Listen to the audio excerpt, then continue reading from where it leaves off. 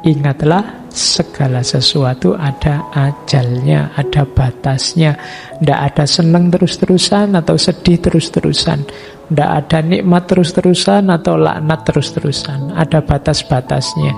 Istilah waktumu dengan 3 ini, maka kamu tidak akan ditelan oleh waktu. Kuncinya 3, maka kamu akan jadi orang yang beruntung. Kalau ini tidak, ya kamu akan rugi.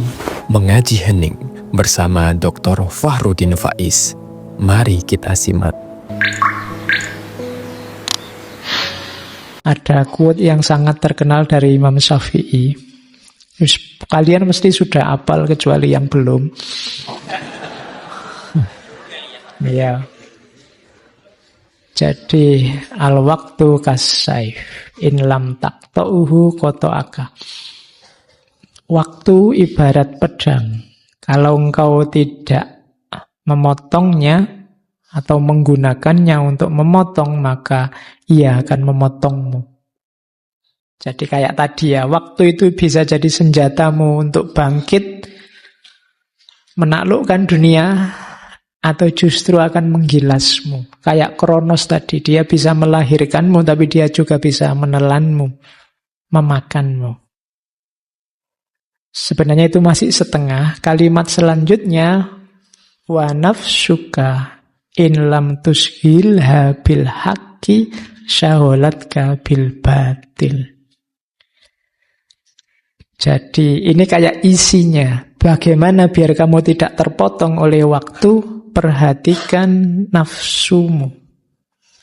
Nafsumu itu kalau dia tidak sibuk, nafsu artikan saja jiwamu. Kalau dia tidak sibuk dengan kebenaran, maka dia akan menyibukkanmu dengan kebatilan. Itu kalau maknanya digabung, maka apa? Biar waktu tidak memotongmu, biar waktu tidak jadi sumber kecelakaanmu, sibuklah dengan kebenaran. Itu mungkin sindiran kita hari ini ya. Indonesia hari ini sibuknya dengan hoax. Hoax itu kebohongan. Berarti jiwa kita hari ini sibuk dengan kebohongan. Hati-hati, karena kesibukanmu dengan kebohongan bisa membuatmu terpotong oleh waktu. Maksudnya apa? Waktumu terbuang sia-sia, tidak produktif, kita tidak menghasilkan apa-apa selain musuh, gegeran, dan kerusakan. Nah, itu nasihat panjang dari Imam Syafi'i. Cuma ini terkenal karena dikutip oleh Ibnu Qayyim di Al-Jawabul Kafi. Oke, jadi itu nasihatnya Imam Syafi'i. Kalau dalam Islam ngomong tentang waktu itu ada beberapa istilah. Dalam Al-Quran juga ada beberapa istilah. Yang pertama ajal, yang kedua dahar, yang ketiga waqt, yang terakhir asar. Ajal itu batas akhir. Idza jaa ajaluhum la yastakhiruna sa'atan wa la yastaqdimun. Kalau sudah sampai ajalnya, tidak bisa dimajukan atau dimundurkan. Jadi batas akhir. Misalnya kalau di kampus, batas akhir ujian itu berarti ajalnya ujian. Itu tanggal sekian. Ya memang maksudnya itu. Jadi batas akhir. Umur kita batasnya di mana? Jadi ajal fokusnya pada batas akhir. Banyak ayat yang isinya ajal, maksudnya mengingatkan bahwa segala sesuatu termasuk manusia ada batas akhirnya. Kamu sedang sumpek, ingatlah kesumpekanmu ada ajalnya, ada batas akhirnya, maka jangan terlalu galau. Kamu sedang senang, dapat kenikmatan juga, jangan lupa diri karena ada batasnya. Karena kenikmatan itu kalau kamu tidak hati-hati mengelola, melampaui batasnya, bisa jadi kesumpekan, kesusahan. Jadi itu pelajaran dari kata-kata ajal. Ingatlah, segala sesuatu ada ajalnya, ada batasnya. Tidak ada senang terus-terusan atau sedih terus-terusan. Tidak ada nikmat terus-terusan atau laknat terus-terusan. Ada batas-batasnya. Yang kedua, dahar. Dahar ini, kalau bahasa pasnya mungkin durasi. Durasi itu ngitungnya sejak lahir sampai mati, itu durasi. Misalnya HP ini durasinya, masa hidupnya adalah berapa? 7 jam kalau aktif misalnya, kalau masih baru. Nah, itu namanya durasi. Dari 24 jam hidupmu aktif itu mungkin durasi meleknya ya 24 dikurangi 8, 16 jam misalnya. Kamu lebih 16 jam mungkin kamu sudah lemes. Nah, itu dahar namanya. Alam semesta ini ada durasinya. Kalau ajal itu yang dilihat batas akhirnya, kalau dahar ini dilihat durasinya. Awal sampai akhirnya. Jadi dahar ini mengingatkan bahwa segala sesuatu itu selalu ada awalnya dan ada akhirnya. Kecuali Allah. Allah itu tidak berawal, tidak berakhir. Tapi semua makhluk ada awalnya, ada akhirnya. Namanya durasi. Kesenanganmu ada awalnya, tapi nanti pasti juga ada akhirnya. Akhir dari sesuatu, awal dari yang lain. Nah, itu pakai istilah dahar. Ada lagi istilah waktu. Kalau waktu ini biasanya ngomong peluang. Ngomong tentang kesempatan. Itu biasanya pakai istilah waktu.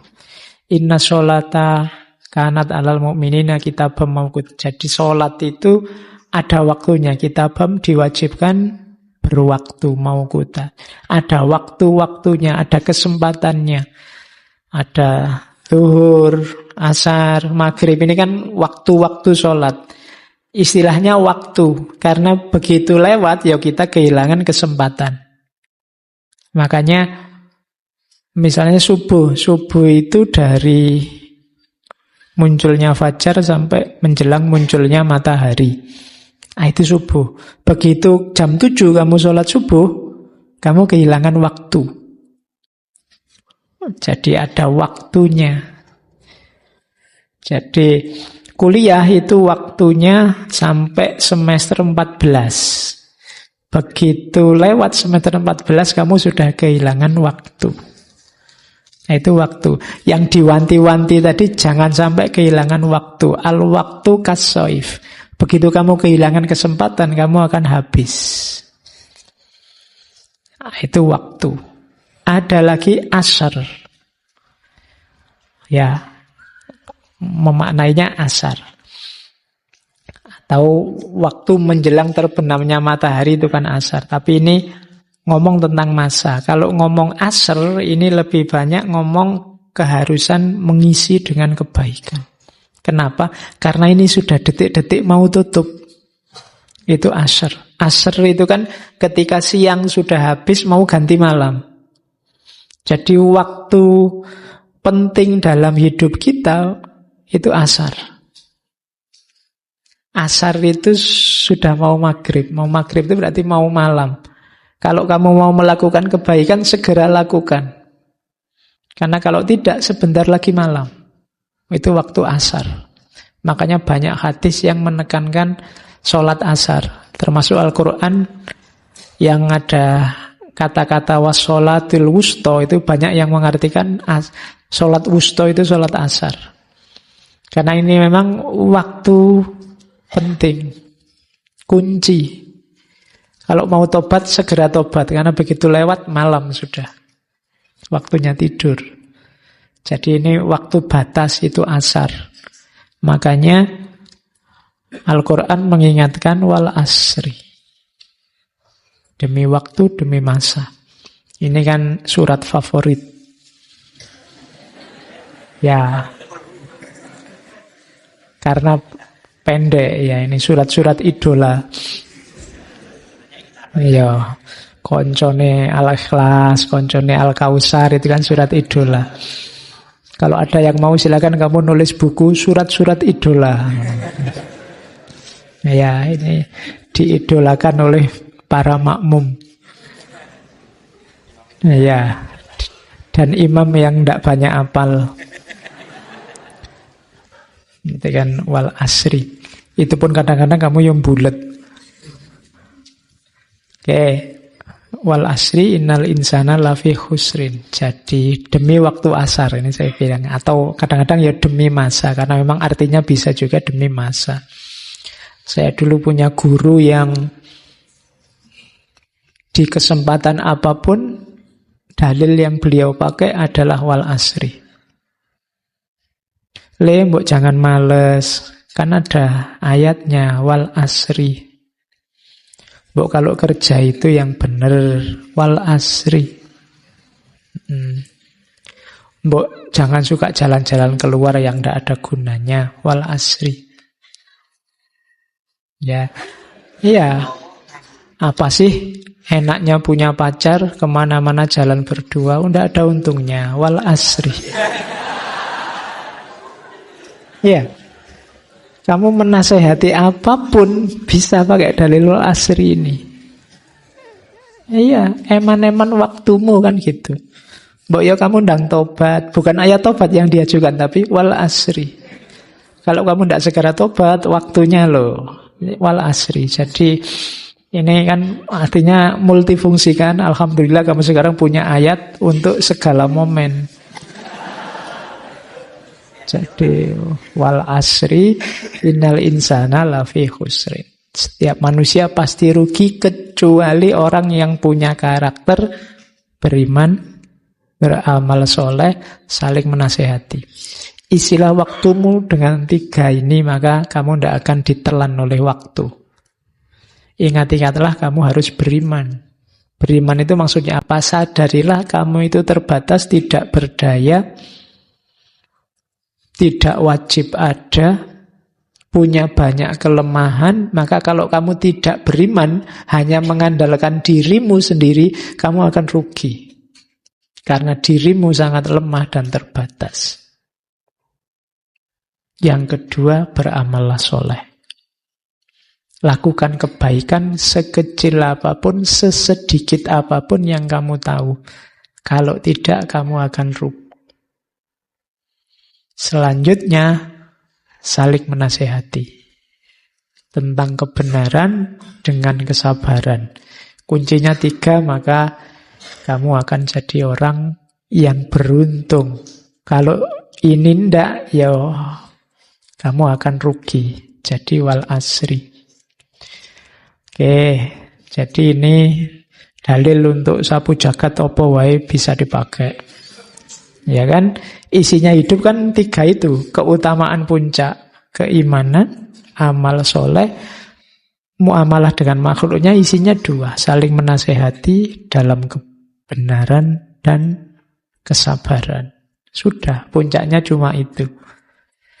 Jadi kalian wajib apal ini. Sewaktu-waktu disuruh sambutan atau khutbah, bisa pakai ayat ini.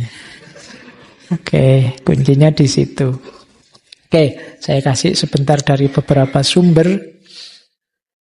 Cara kita wal asri. Manajemen waktu. Jadi, yang pertama, ada banyak teori sebenarnya tentang cara mengatur waktu. Saya ambil beberapa prinsip paling dasar menurut agama.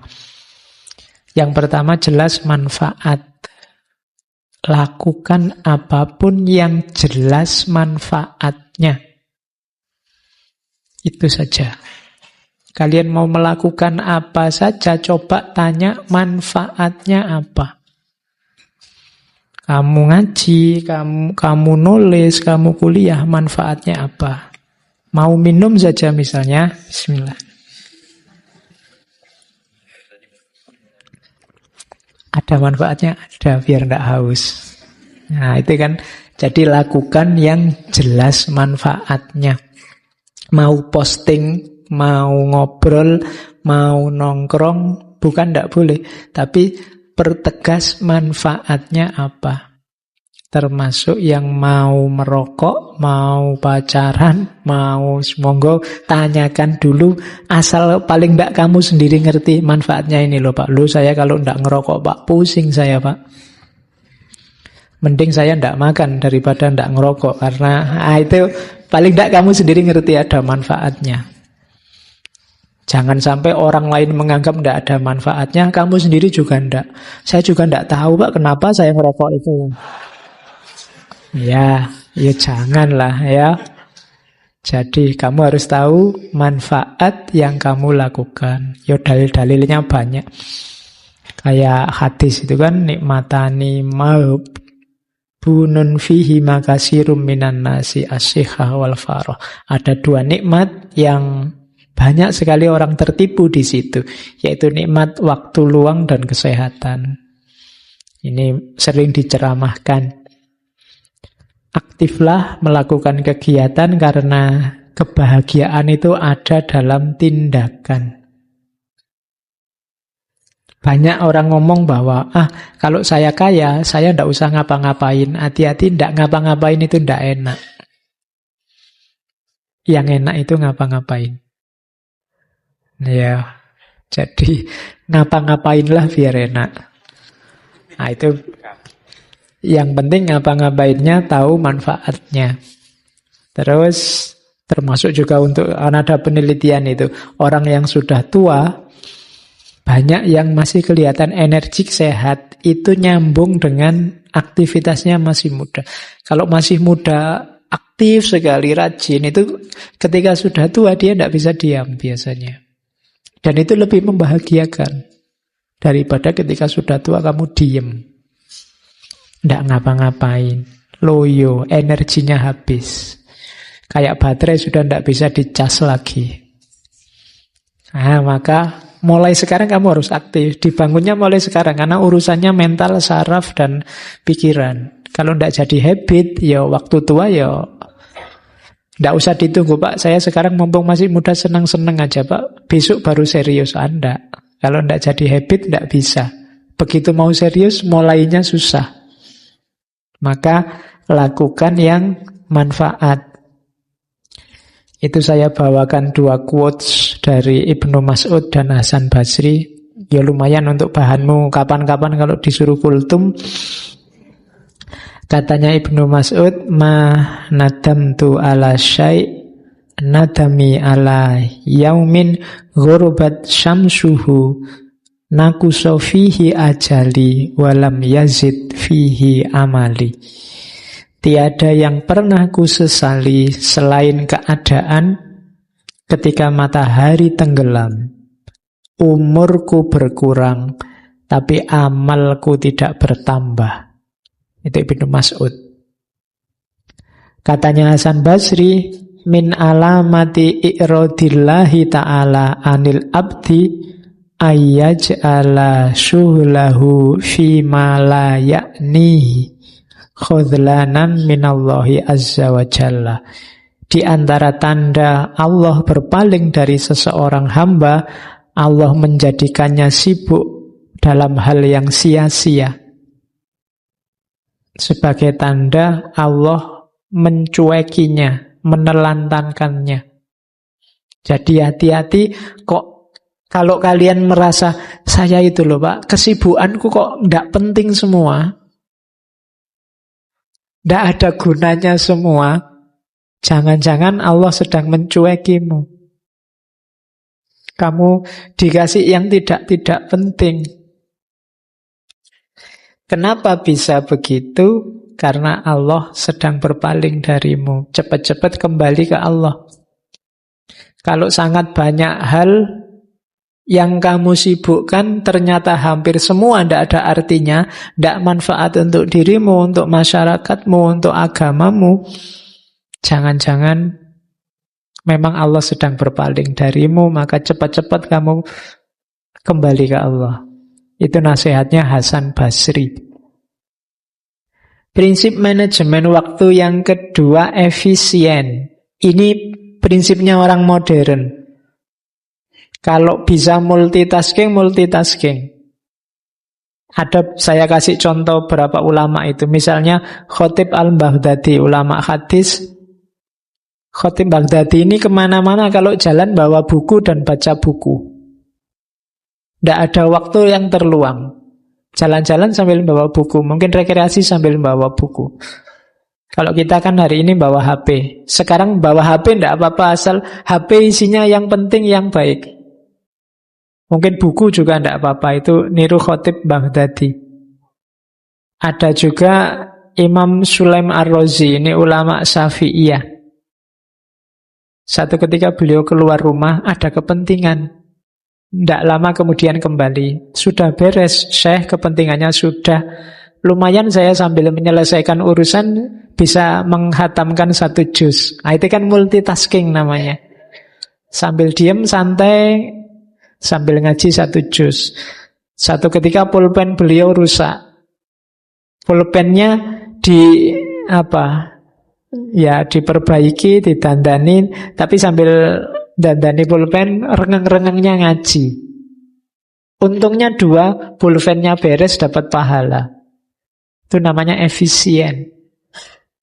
Kalau kalian kan paling sambil memperbaiki, sambil nyanyi-nyanyi, sambil itu. Ya enggak apa-apa sih multitasking, cuma yang satu dapatnya Blackpink sama idolamu hari ini, Didi Kempot. Oke, terus ya, bahkan ada yang saking memanfaatkan waktu, menu makanan dan durasi makan juga dihitung. Misalnya ada ulama Abul Wafa bin Uqail. Ini seorang ahli fikih mazhab Hambali. Beliau ngitung kalau saya makan kering, tidak ada sayurnya, dengan makan yang ada sayurnya, lebih cepat kalau saya makan yang ada sayurnya. Dicerna cepat, kemudian ditelan cepat, dan longgarnya di perut cepat. Itu beliau ngitung kira-kira selisihnya sekitar 50 ayat. Ngitungnya sampai selisih ayat. Jadi maka saya tak makan yang ada sayurnya sajalah. Nah, itu sampai sedetil itu ngitungnya. Oke, yo kalian bisa niru itulah. Saya milih yang ada sayurnya, Pak. Kecuali kalau ditraktir. Oke, yang bahkan ada, ini unik, saya tidak tahu kalian kayak gini juga. Namanya beliau Abul Barokat. Abul Barokat ini kakeknya Ibnu Taimiyah. Itu kalau beliau masuk kamar mandi atau WC, nanti saudaranya yang di luar kamar disuruh nungguin depan kamar mandi WC, cuma disuruh baca buku keras-keras. Jadi beliau sambil di kamar mandi itu sambil dengerin baca buku. Jadi sambil mandi sambil nambah ilmu. Nah, ya, kayak kalian sekarang kalau ke WC bawa HP ya. Terima kasih sudah menyimak. Semoga channel Mengaji Hening bersama Dr. Fahrudin Faiz selalu bisa memberikan ilmu, motivasi, dan kebermanfaatan. Salam sehat dan bahagia.